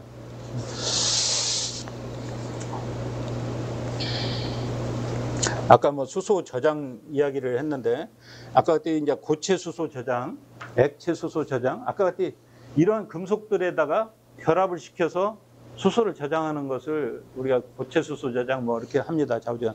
그래서 실제 고체화가 돼서 하는 게 아니고 그렇게 아시면 되겠고요. 아까 우리 배 교수님이 소개할 때 이야기했던 이게 실제는 이 모양이 아닌데 이렇게 이걸로 이렇게 선전을 하더라고요. 넥소에 들어가고 있는 수소 탱크입니다. 이 회사가 일진 하이솔루스라는 이 봉동에 있는 회사인데 작년에 상장했죠. 제가 2013년도까지 경영을 하다가 일진한테 넘겼던 회사고 이 복합 재료로서 수소 저장 용기를 만들었던 자주간 회사입니다. 그래서 뭐 현재까지 저장할 수 있는 가장 편리한 방법이 기체를 가지고 압축해서 넣는 방법이 가장 편리합니다. 그래서 이것을 아직까지는 많이 쓰고 있고요. 미래의 기술이 개발되면 다른 방법들이 나올 겁니다. 아까도 연료전지 이야기했는데 제가 시간이 없기 때문에 좀 생략을 하겠습니다. 그 다음에 이 수소가 단지 이렇게 수소하면 모빌리티만을 좀 생각을 하는데요. 사실은 모빌리티만이 아닙니다. 아까 같이 수소를 만드는 산업부터 수소를 운송하는 사업, 그 다음에 수소를 가지고 제철소 아니면 뭐 그런 데다가 여기는 지금 모빌리티만 보여주고 있는데요. 그래서 외국에서는 수소 조선, 수소 비행기도 이미 나와서 뛰고 있습니다. 그래서 이런 모빌리티들이 수소로 미래에는 변할 거고 어떻게 보면 기술의 전체 패러다임이 바뀌는 겁니다. 뭐 수전의 장치를 이야기를 좀 간략하게만 드리면 아주 간단합니다. 아마 초등학교 때 이런 실험을 해봤을 거예요. 백금막대 2개를 뜯고 우리 전기를 연결해서 보면 한쪽에서는 수소 나오고 한쪽에서는 산소 나오는 이게 바로 수전의 장치입니다. 거꾸로 이런 전기가 우리 이런 쓰는 전기가 아니라 신재생 에너지에서 나오는 전기였으면 더 좋겠다라는 이야기고 똑같은 전기량을 가지고 어떻게 하면 수소를 많이 만들어낼 수 있는가 그런 연구를 하는 게 자우지간 수전의 회사입니다. 그래서 실제 수전의 회사는 이런 수소를 만들어서 파는 게 아니고 이런 장치를 만들어서 파는 겁니다. 그래서 실제 이렇게 굉장히 큰 플랜트를 만드는 회사고요. 그래서 미래의 신재생 에너지가 되면 자우지간 이러한 것들을 이용해서 전기를 만들어서 그래서 수소를 보면 굉장히 산업이 굉장히 다양하게 형성이 됩니다. 아까 수소를 어떻게 하면 만드는가라는 것에서부터 이거 수소를 이용처까지 어떻게 우리가 갖다가 공급을 해주고 이송을 할 건가 또는 수소를 이용하는데도 연료전지를 이용할 건가 아니면 요즘에는 엔진도 나옵니다. 그래서 엔진도 직접 떼서 수소를 직접 떼서 엔진을 쓸 건가 또는 어떻게 해서 이 수소를 이용할 건가 또는 이 수소를 이용하는 동력이라든지 아까 같이 뭐 자동차 또는 배, 비행기 또는 아까 같이 전기로 만드는 전기회사 이런 것들이 전체가 산업으로 바뀌기 때문에 사실은 수소가 간단한 것이 아닙니다. 수소 경제 사회가 되면 전체의 어떤 경제의 패러다임이 바뀌는 겁니다. 그래서 정부 차원에서 미리 준비를 하고 미리 하지 않으면 우리 후세들한테 뒤떨어지는 기술을 물려줄 수밖에 없다라는 생각이 드는 겁니다. 이 뭐 각 나라들로 이렇게 수소 인프라들을 하고 있는 것들이 되고요. 지금 아까 같이 이렇게 조그마한 사이트를 하나를 만들고 태양광을 깔고 여기에서 이런 장치를 놔서 수소를 만들고 충전소까지 하고 하는 방법 것들이 있고요. 아까 같이 수소, 그린 수소 전환하는 것들이 되겠고, 그 다음에 이 그린 수소를 할 때 많이 사람들이 질문이 경제성이 있느냐라는 이야기를 해요. 그래서 수소 시장은 이렇게 급성장을 하고 있는데 경제성이 있느냐라는 이야기를 하는데요. 경제성은 신재생 에너지가 많이 깔려서 그 신재생 에너지 나오는 전기가 공짜면 공짜로 수소를 만드는 겁니다. 그러죠. 근데 중국 같은 경우는 지금 보면 중국 같은 경우는 최근 3년 동안에 한 100기가 정도의 신재생 에너지가 깔렸어요. 그러다 보니까 랑에다 머물리는 전기가 엄청 많이 생기는 거예요. 랑은 아까 같이 랑에다 물리려면 신재생 에너지 자체가 불안하기 때문에 랑에다 머물리기 때문에 야를 수소를 만들기 때문에 보통 지금 중국에서는 2불 정도까지 갑니다. 우리나라에 지금 수소 넥소에 충전하는 것이 지금 올라서 9,900원 가죠. 약 8불 정도 가는데 그러면 충분히 경제성이 있는 거고요. 그래서 신재생 에너지를 얼마나 많이 까느냐에 따라서 전적으로 그 나라의 그린 수소 가격이 결정된다. 그리고 미래는 또 하나 중요한 것이 탄소세를 올릴 겁니다. 그래서 탄소세가 톤당 40불 정도만 된다고 하더라도 그린 수소로 만드는 것이 이산화탄소를 배출하는 것보다 에너지원이 싸진다라는 이야기가 듭니다. 근데 예상이 100불이 훨씬 넘어가기 때문에 충분히 경제성이 있다라고 생각이 드는 겁니다. 그리고 아까 이게 지금 아이데텍에서 분석을 해놓은 건데요. 전 세계에서 가장 기술 분석 잘한다는 데입니다. 그래서 어느 정도 믿을 수 있는 데이터들이고, 그런 거 봤을 때 현재는 아까 같이 그레이 수소나 블루 수소나 가격이 안 맞지만 실제적으로 그린 수소 같은 경우에 미래에 가면 일반 수소, 지금 현재 쓰고 있는 수소 가격보다도 훨씬 더 저렴하게 만들 수 있다라고 하고 있는 겁니다. 그것은 바로 신재생 에너지 가격이 그만큼 낮아지기 때문에 그렇습니다.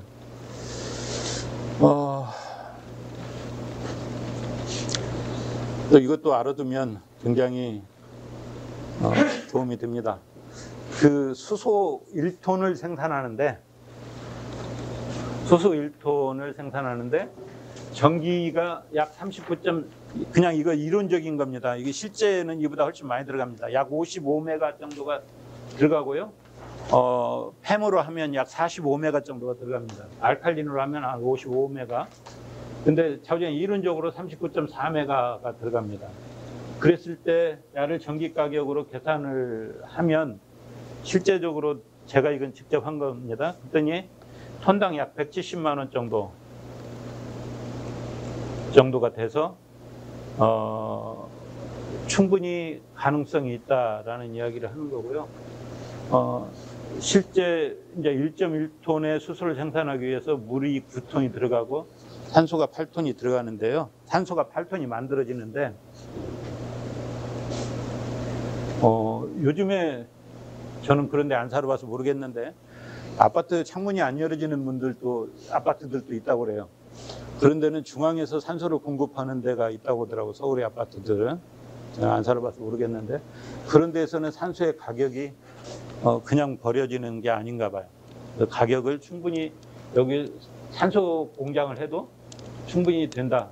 여기 지금 현재 팔고 있는 데는 병원만 팔고 있는데 그렇지 않고 수소하고 산소하고 같이 만들어서 여러분들이 이런 건물에도 이런 산소를 공급해주면 훨씬 더 쾌적함을 느낀다고 하더라고요.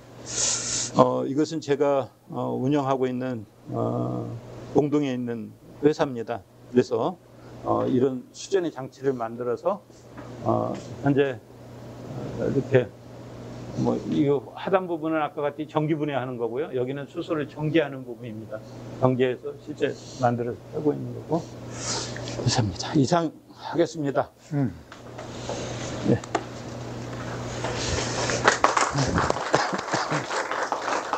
내가 너무 두서없이 말씀드려서 네. 혹시 질문이 있으시면 조금 전문적인 내용은 이제 먼저 하십시오.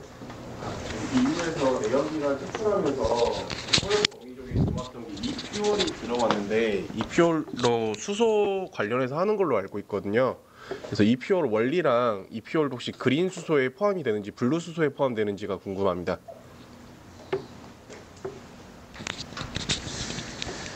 제가 질문을 잘 캐치를 못했는데 다시 한번 말씀해 주시겠어요? 지금 EU에서 내연기관 퇴출하면서 이후에 해준 게 독일에서 제안했던 이퓨얼로 이렇게 제한 유예를 해준 걸로 알고 있거든요. 네네. 근데 이 퓨얼이 제가 얼핏 알고 있기로는 이제 수소 기반이고 CO2 포집해서 이제 유사 휘발유를 만드는 형태로 알고 있는데 이게 엄밀한 의미에서는 그린 수소를 해야 더 의미가 있겠죠. 네. 아까 같은 CO2 저감 효과가 있을 거고 우리가 메탄가스도 그렇고 뭐 우리가 보통 메탄가스나 프로판가스나 이런 것들의 발열량의 근원이 되는 것은 다 수소입니다.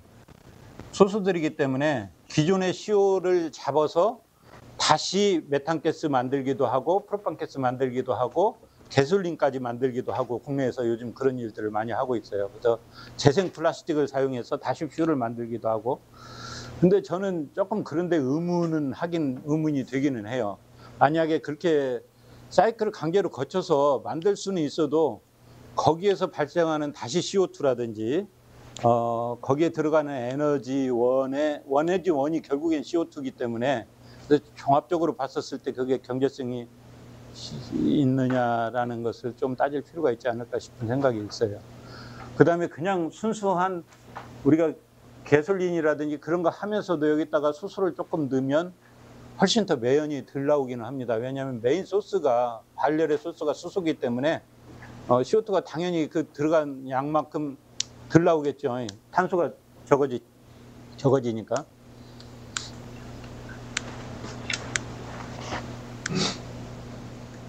근데 여기 도내에도 몇 군데 업체에서 사실 폐플라스틱을 이용한 재생연료 제조를 하고 있는 업체들이 있어요. 근데 제가 민감해서 그런데 답변하기는 조금 그렇고요. 그분들은 사업화를 하고 있는데 그래서 거기도 또 수소까지도 제조하고 있고 근데 저 개인적인 생각은 그렇습니다. 결국에 전체를 봐야만 전체에 들어가는 에너지 양이 얼마인데 얼마를 나왔을 때 CO2가 얼마가 감축되더라 라는 이야기를 해야지 그 단계에서만 봐서는 안 된다라고 생각합니다.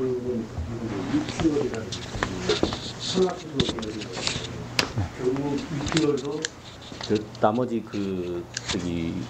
공해 유발 물질이 좀 덜 나온다 뿐이지 결국은 탄소 그걸 태우면 이산화탄소가 발생하는 건 마찬가지입니다. 네. 네. 그러니까 그게 똑같은 에너지를 얻는데 사실은 탄소 감축이 아까 같이 에너지를 안 얻을 수는 없으니까 100% 그렇다고 해서 수소만 쓸 수 없는 거지 않습니까? 그래서 수소를 그냥 연료에 비해서 얼마를 감축했다라고 인정은 받습니다. 아까 같이 이퓨얼로 했었을 때. 그래서 얼마의 CO2 감축을 이뤘다라고 그렇게는 할 수 있는데 궁극적인 해답은 아니죠. 네.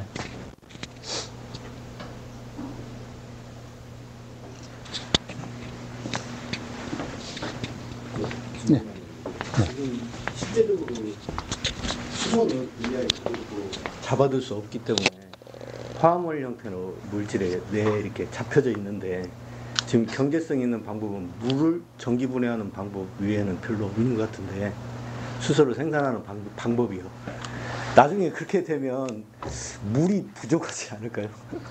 결국엔 지구상에 가장 많은 게 물이니까요. 그리고 근데 무한한 만들어서 쓰고 수소를 쓰면 결국에 또 물이 나옵니다. 그죠? 그걸로 예. 보충이 되는. 예. 아까 같이 수소하고 산소하고 반응해서 다시 연료전지도 반응을 결국에 물을 떨어뜨리면서 가는 거고요. 그래서 결국에 아까 같이 순수한 식전의 장치에 들어가는 것은 우리가 바닷물을 쓸 수는 없습니다. 아직까지 기술로는. 그래서 가를 증류를 해서 증류수를 쓰고 있거든요. 그래서 이제 이 연구 개발은 바닷물을 직접 쓸 수 있는 수전의 장치 그런 쪽에 많이 연구들을 하고 있어요. 근데 뭐 그것도 곧 되지 않을까 싶습니다.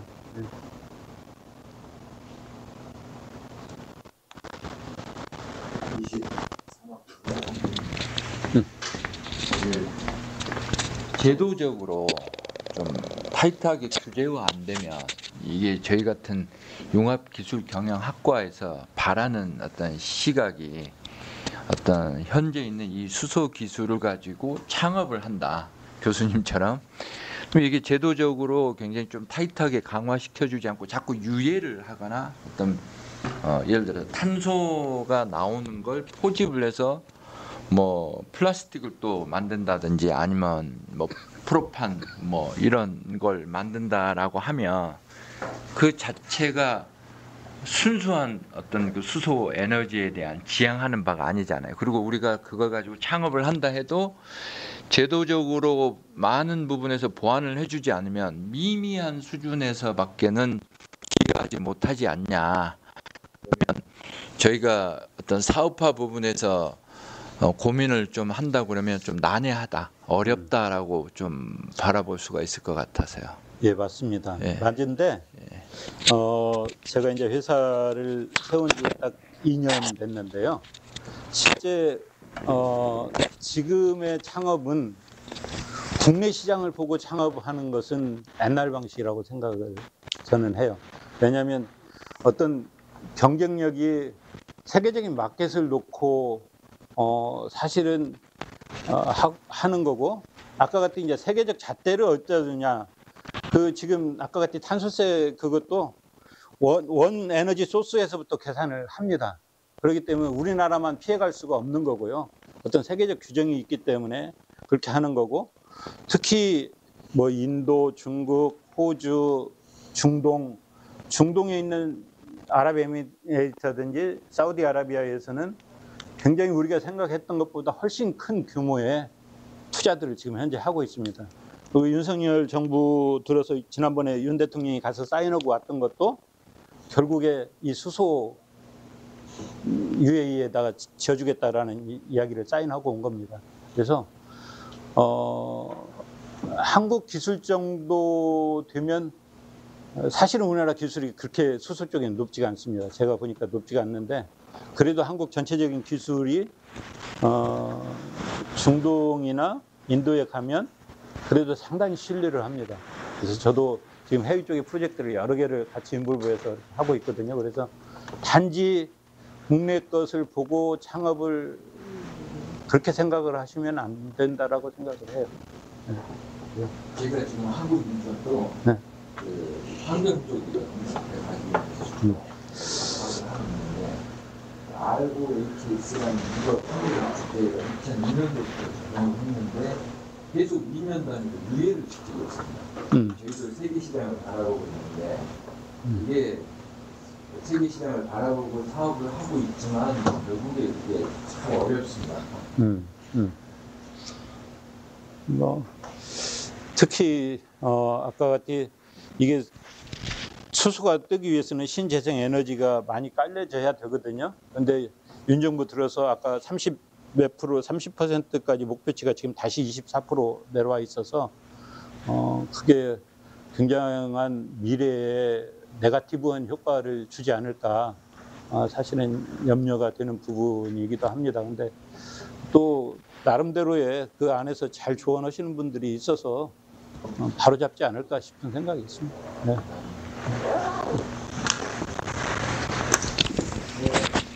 시간을 예. 그래서 사실은 저도 이제 질문들이 많이 있는데 아까 강의 중에 많이 이제 또 해소가 되었고, 또 제가 이제 궁금한 거는 개인적으로 또 이렇게 해서 또 그럼 여쭤보도록 하겠습니다. 혹시 하나만 더 할 사람이 혹시 예. 저 지금 그 전북 경제 스마트팜 밸리에서요, 물을 이용한 식품하고 상관관계를 하고 있는데, 지금 현재 하고 있는 게 나노 버블 수소수를 가지고 하는데요. 어떤 현상은 발견이 되는데 이 수소가 과연 어떤 기자기에서 그것이 하는지 거기에 대해서는 지금 현재 저희들이 못하고 있어요. 그다음에 또 그 먹는 물도 저희들이 한번 해보고 있거든요. 사람 인체가 먹는 물, 기능수. 근데 이게 이 수소수가 그만큼 그런 부분에도 영향을 솔직히 미치는지, 이제 이쪽으로 이제 양자 파동 쪽으로 가가지고 이게 굉장히 미묘한 부분이 있더라고요. 자체는요. 정말 어려운 질문 하시네요. 제가 잘하시는 분이 수소수를 하고 있어서 내가 거기도 노코멘트인데. 사우지간 뭐라고 답하기가 내가 다이렉트하게 답하기는 조금 어렵고요. 예.